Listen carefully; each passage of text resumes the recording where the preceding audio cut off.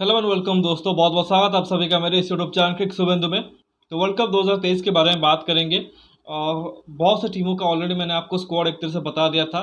अब बचे कुछ जो एक दो टीमें हैं उनके बारे में बताऊंगा। उसी में देखो जो हमारे पड़ोसी हैं श्रीलंकन टीम, उन्होंने अपना एक तरह से स्क्वाड असेंबल कर लिया है जो एक तरह से वर्ल्ड कप 2023 में इंडिया में आके श्रीलंका के लिए रिप्रेजेंट करेंगे। उनके वहाँ पर आप देखो कि काफ़ी सारे एक तरह से प्रॉब्लम्स थे, कुछ उनके प्रमुख खिलाड़ी के इंजरी कंसर्न्स थे और वो चीज़ हमने एशिया कप के दौरान भी देखा और वही चीज़ हम वर्ल्ड कप में भी देखेंगे कि दो उनके प्रमुख गेंदबाज थे, वानिंदु हरसरंगा और दुष्मंत चमीरा, जो एक तरह से कह सकते हैं उस बॉलिंग लाइनअप को लीड कर सकते थे। एक स्पिन गेंदबाज और एक प्रीमियर उनके पेसर दोनों एक तरह से बाहर हो चुके वर्ल्ड कप से। अच्छी खबर ये है कि जो उनके दूसरे प्लेयर थे, चाहे वो लाहिरू कुमारा हो गए या फिर दिलशान मधुशंका हो गए या फिर महेश तीक्षणा, जो कि जस्ट बिफोर द फाइनल एक तरह से वो इंजर्ड हुए थे, तो वो एक तरह से वहाँ पे फिट हो चुके हैं और वो वर्ल्ड कप के स्क्वाड में आ चुके हैं। तो 15 मेंबर की उनकी वर्ल्ड कप की स्क्वाड है। एक ट्रैवलिंग रिजर्व में भी एक प्लेयर को रखा हुआ है। तो पूरे के पूरे स्क्वाड के बारे में बताऊंगा आपको।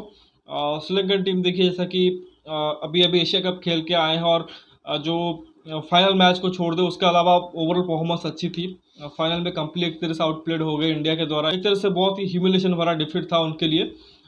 But coming to world cup, अगर आप देखो वर्ल्ड कप क्वालिफायर में जीत के वहाँ पे एक तरह से क्वालिफाई करके आए हैं और यहाँ पर आप देखो जो कंडीशन होंगे सिमिलर काइंड ऑफ कंडीशन उनको मिलेगी जो अमूमन तौर पर श्रीलंका में मिलती है। तो कहीं ना कहीं कोशिश जरूर करेंगे, जितना एक तरह से उनसे बन सकता है वो एक तरह से मेहनत करें और एक तरह से कड़ी टक्कर दे सामने वाले टीमों को। तो सबसे पहले स्क्वाड के बारे में आपको बता देता हूँ। देखिए, दशरथ शना उनके कप्तान है। बीच में जब एशिया कप के बाद एक तरह से खबर ये चली थी कि हो सकता है कि दशरथ शना जो कि कैप्टनसी छोड़ दे श्रीलंका की, क्योंकि रिजल्ट उस हिसाब से नहीं आए थे उनके कैप्टनसी के अंडर में, खासकर जो एशिया कप का फाइनल हुआ था। लेकिन अगर आप शना की कैप्टनसी देखिए, मतलब रिसेंट टाइम्स में बहुत अच्छी उन्होंने की है। पिछली बार एशिया कप भी दिलाया था। बट जो सवाल उठे थे आई थिंक उनकी पर्सनल परफॉर्मेंस को लेकर, जिस तरह से उन्होंने विद द बैट परफॉर्म किया था स्पेशली, क्योंकि बॉलिंग में फिर भी अगर आप देखो वो उतना खुद को यूटिलाइज नहीं करते हैं जितना भी एक तरह से गेंदबाजी करते हैं उसमें अच्छा ही करते हैं। बट बैटिंग से जो फिनिशर वाला रोल एक तरह से उनसे चाहिए श्रीलंका को, वो एक तरह से सही से एक तरह से निभा नहीं पा रहे थे और उसी वजह से कहीं ना कहीं क्वेश्चन खड़े हो रहे थे। बट अच्छा लगा कि उन्हीं को एक तरह से कंटिन्यू किया है, क्योंकि just before the world cup आप नहीं चाहोगे कि आपका जो सेटल यूनिट है वो एक तरह से ब्रेक हो जाए। उसी कप्तान ने आपको एक तरह से यहाँ तक पहुँचाया है क्वालिफायर्स के थ्रू। फिर देखो एशिया कप में भी अच्छा कला और फिर यहाँ पे आए हैं, तो सडनली आप नहीं चाहोगे कि कप्तान चेंज हो जाए और फिर टीम जो कि मतलब 20 दार में एक तरह से फंस जाए। तो अच्छी चीज़ ये हुआ कि दशरथ सनाकाय उनके कप्तान बने रहे।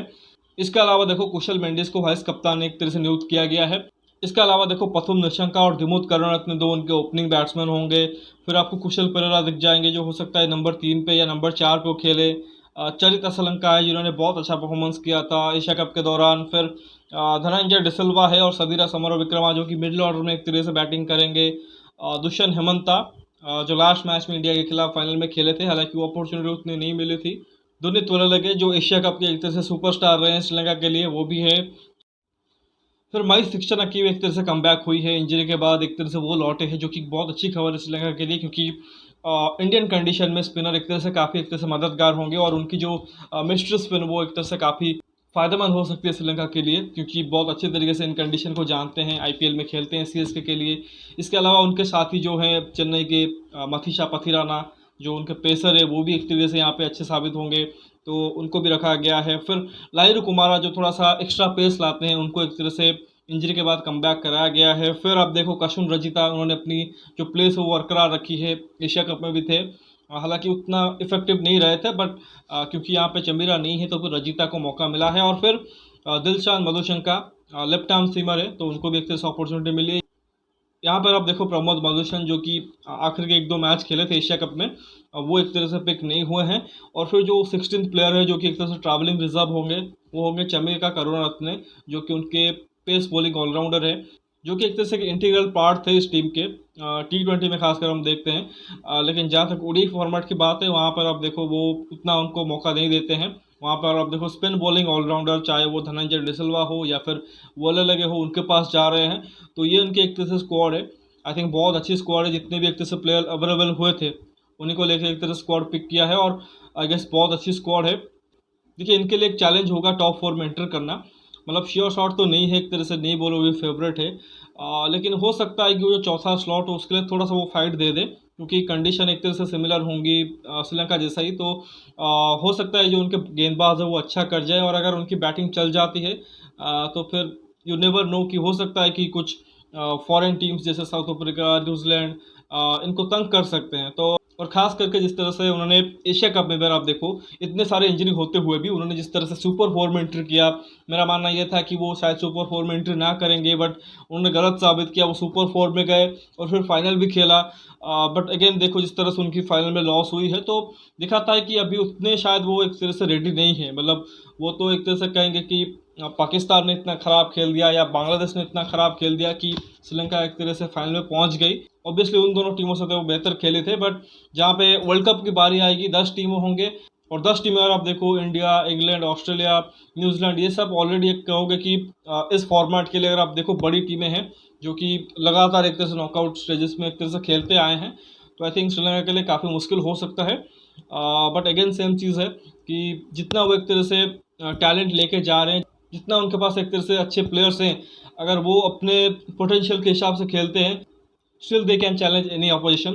तो लेट्स सी वो आगे क्या करते हैं। बाकी जैसा कि कहा कि स्क्वाड बहुत अच्छा है, बाकी डिपेंड करेगा किस तरह से परफॉर्म करते हैं, तो देखना पड़ेगा वर्ल्ड कप में क्या करते हैं। तो बस यही था स्क्वाड। तो फिलहाल आपको ये अपडेट देना था जो कि मैंने आपको दिया है। तो आशा करता हूँ कि वीडियो ज़रूर आपको पसंद आएगा। वीडियो को लाइक करना मत भूलिए, साथ ही चैनल को सब्सक्राइब कर दीजिए और दोस्तों तक शेयर भी कर दीजिए। कमेंट सेक्शन में अपना राय ज़रूर रखिए, आपको क्या लगता है कि कौन सा वो प्लेयर है जो कि आपको लगा कि शायद इस श्रीलंकन टीम में हो सकता था। I think most of the player तो एक तरह से पिक हुए हैं, जो दो एक तरह से प्लेयर मिस आउट कर रहे हैं वो इंजरी की वजह से। बाकी ये भी बताइए कि कौन से पोजीशन पे आपको लगता है कि श्रीलंकन टीम फिनिश करेगी इस वर्ल्ड कप में, तो उसके बारे में ज़रूर बताइए। बाकी बेल आइकन प्रेस कर दीजिए ताकि हर एक वीडियो की नोटिफिकेशन आपको टाइम पे मिलती रहे। मिलते हैं अगले वीडियो में, तब तक धन्यवाद। जय हिंद।